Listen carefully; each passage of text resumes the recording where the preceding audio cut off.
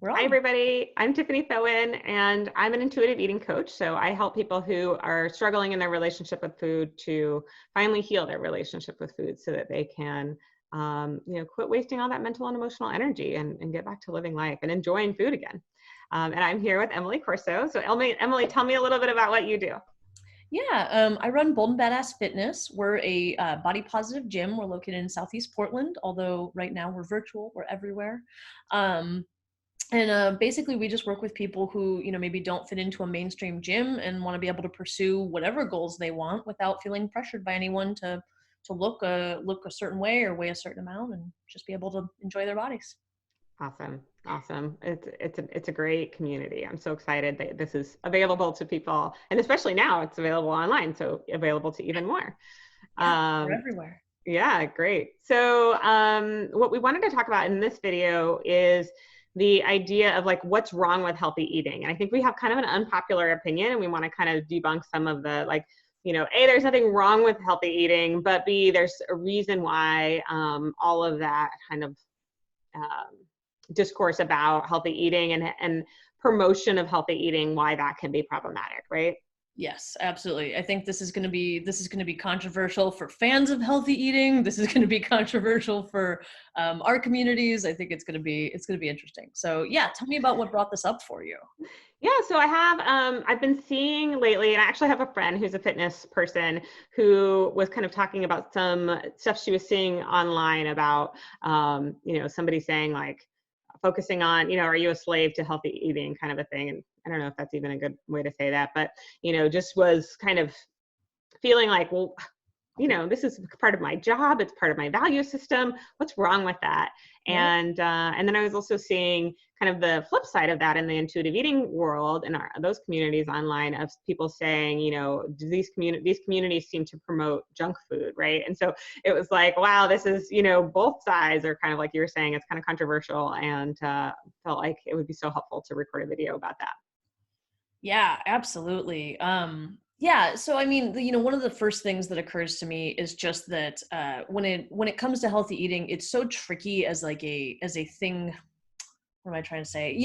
It's something that's tricky to talk about in partial terms, right? Is like we often think of it as like, you either are into healthy eating or you are not into healthy eating. Mm, And it turns out that all of the eating we do all the time has various, reasons. Sometimes we do it, like you've talked about so much, like sometimes we do it for hunger, sometimes we do it for entertainment, sometimes we do it for emotions, sometimes we do it because I need a certain amount of fiber or whatever, right? Like, you can have all kinds of reasons. And so it's not just like you eat healthy or you don't, but on any given instance of someone's behavior, they're doing that. And so when we look at what we show to people, it's like, well, I know for myself that I try to show within our branding of the gym a mix of healthy and unhealthy foods, because that's how real people eat. And too often we get into the cycle of being like, if you're a gym person, you're a salad person. That's yeah, it, that's who you are now. It's like you could be a gym totally. person who sometimes eats salads and sometimes eats donuts. You Yeah, know. absolutely. Yes. So, it's interesting because I think even the term healthy, like you're saying, it really conjures some images, right? And we have this idea, and I think in the intuitive eating world, we spend some time really disconnecting the idea of food as being good or bad, and that there being a moral association with food being good or bad.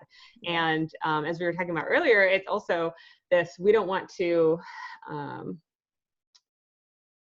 encourage the kind of idea that you're somehow morally superior if you are pursuing health, if you're healthy, Yeah. right? And people can choose to completely disregard it, and it doesn't make them good or bad, right? Yeah, absolutely. I mean, this is such a big factor in the health at every size community, and how that relates to body positivity is just like, you can care about health, but also we're under no moral obligation to be healthy.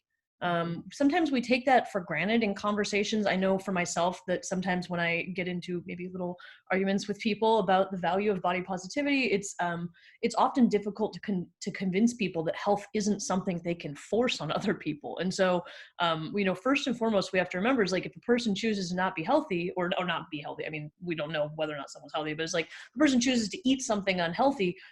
So what? right? Is like, you don't go around telling your neighbors, like, you shouldn't be using that plastic water bottle. It might have BPAs. I mean, maybe you do, but you'd be a jerk, right? Like, Totally. you don't go up to every smoker you see on the street and stop them from smoking. Is like, it's just not our job to police how healthy people are. That's not anyone Absolutely. else's business. Yeah, Or even something you absolutely. could do to yourself. Like, you don't have to police yourself in that way. Yeah, absolutely. And I love that you bring this up, because the other piece is, like you were saying, doesn't mean you're going to be healthy or not, even. If you choose to pursue, like, the percentage of time you choose to pursue health, there may be a correlation with some health stuff, but some people could pursue health, 100% of the time and still get a chronic illness or still, right, whatever.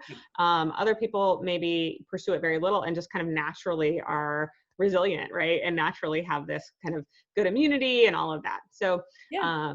yeah, so really disconnecting the idea that there's something good or virtuous about pursuing health or eating healthy. That's really important. Yeah. But then Yeah. the flip side of that is, sometimes I think there is this, we're trying to move away from that idea that somehow being, healthy or pursuing health or eating healthy is bad. And so then even the word healthy can be kind of demonized or triggered or triggering for people, right? And so we may have this rebellion where we're like, I have to run away from it, right? And then I have to go the other extreme. Now, in intuitive eating, there is kind of a refeeding period, and there is kind of a reclaiming period where you may find yourself eating, ice cream multiple times a day, every day, or something like that, right? Because you've been Sometimes it's like restricting it. Yeah. We've been restricting it. It's been a bad thing, right? And so it's kind of this forbidden fruit, and we have to really normalize this food in our life and just have it be something that is allowed, right? But that being said, then, there's kind of the thing we were talking about, which is this kind of idea that intuitive eating, health at every size, body positivity, all these movements are promoting eating foods that are, quote, junk food or unhealthy. We like to call them like play foods or even just food, right? But yeah, I'd love to hear your thoughts on that kind of flip of the coin. The angle of, are we promoting being unhealthy? Mm-hmm. Yeah. I mean, so the first thing that occurs to me is like, God, this is such a controversial thing, but I'll just be honest. No one ever accuses me of promoting being unhealthy, no matter what I post. And it's because I wear like a size 6 pants, right? Mm-hmm. Good point. We are as a culture really prone to policing people when we think we know what they're up to. And oftentimes I think people in larger bodies receive a lot more criticism for promoting being unhealthy, whether it's within the context of body positivity or just within the context of just their own life, right? If they just want to be able to eat in public and not have people criticize whether they order the burger or the salad, I'll tell you, no one ever says it to me, and I feel no social scrutiny, and that's a privilege that not everyone has. And so I think a large part of the body positive community is not a large part, but just some part of it is about destigmatizing that, right? It's about like making it okay to talk about what you're eating, even when it's not something that we perceive, like you said, as like morally virtuous. Yeah, We can have absolutely. non-virtuous eating, and it doesn't make you healthy or unhealthy in your body, because that's one point in time and one meal and one food, and you're going to eat a ton of other things. You could eat fruit all day or whatever, and then have your burger at night. Not that a burger is unhealthy, because I honestly think that's fine, but Yeah. whether or not people can tell what food is healthy is a whole nother problem. Oh my gosh. And A whole it's nother. so individualized, right? Like you could have a histamine intolerance, and eating an avocado can be really bad news for you, Yeah. right? And somebody else, avocado can make them feel amazing, right? So, yeah, so that's one thing I think that is problematic about saying healthy or unhealthy, is that it's like coffee. Is coffee healthy?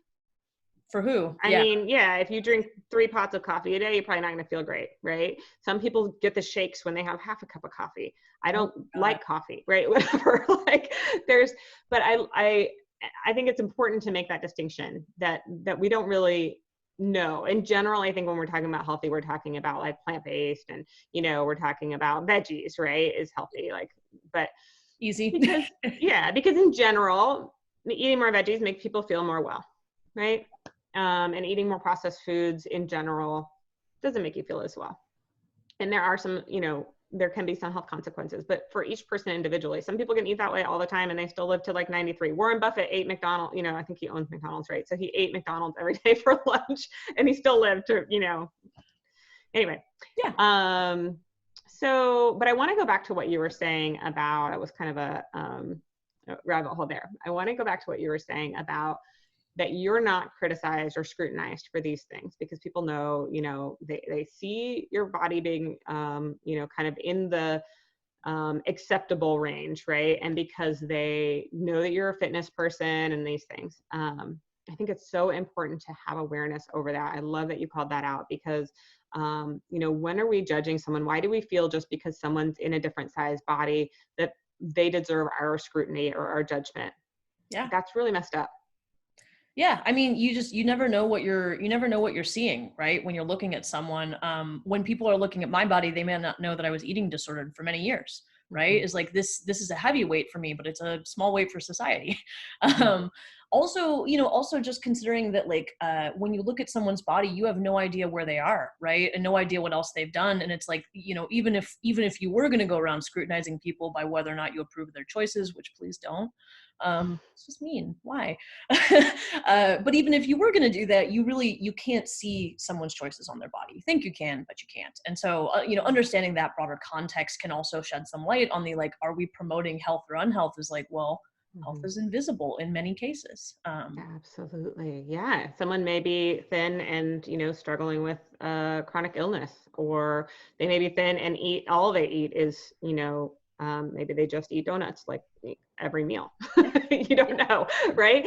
So thinness, I think, a lot of times healthy eating is kind of tied to thinness. Like how many pictures do you see of, a woman in a sports bra, like smiling at her salad, right? Or her smoothie. And that's good, right? That's healthy. And again, we don't know, that person could have a chronic illness. That person could, could hate themselves, right? They could be absolutely miserable. They could be in a ton of pain. Like, you don't know. So, and again, even if we do know, who gets to be the judge, right? Each person should be able to judge for themselves what they want for themselves and how they want to move through the world. And health also pursuing health isn't necessarily connected to body size either. So even if that person is choosing to really make their health a priority and do all of these great things for themselves, it doesn't necessarily mean that their body will look a certain way. Yeah, absolutely. So, I mean, I think, to answer this question, the thing isn't that body positivity or intuitive eating or health at every size, definitely that one because of the name, but none of these is about promoting unhealth or promoting unhealthy eating. I think it's just a question of the swing of the pendulum, right? Is like, for any of us in our journey, you might go through this, like a lot of women, as we know, the average woman is on like 2 or 3 diets a year, every year from age 8 until death. But I mean, not that it starts at 8, but that's like where they start recording it. Anyways, since the average person is going through restricting cycles through most of their life, oftentimes when they encounter one of our communities, the first thing they need to do is just get out of that mindset and be like, can I let myself have the things that used to feel out of control? And over time, you can swing back to being like, I can have salads without them being about my waistline.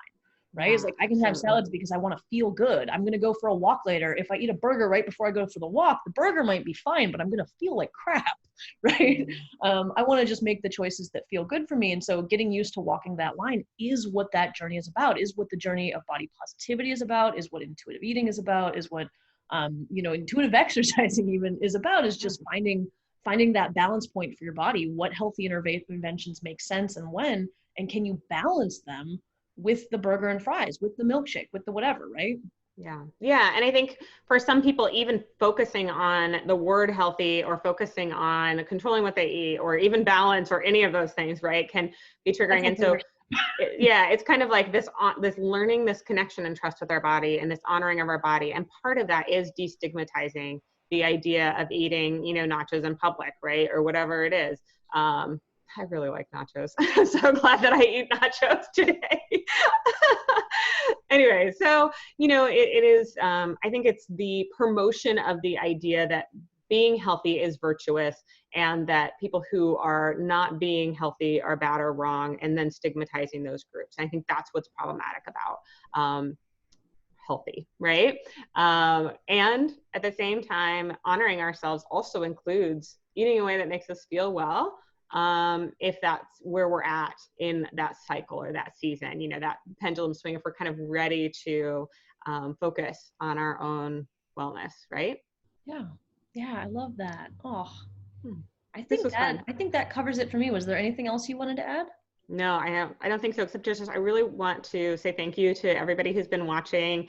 Thanks for those of you who shared our videos. This was really just something Emily and I were just like, man, we're seeing so much of this kind of in the communities, in the social media world, and we wanted to put our own opinions, popular or unpopular as they may be, out there. So I hope that you've enjoyed it. Thank you so much. Thank you. I hope we get to do these again. Yeah, me too. Take care.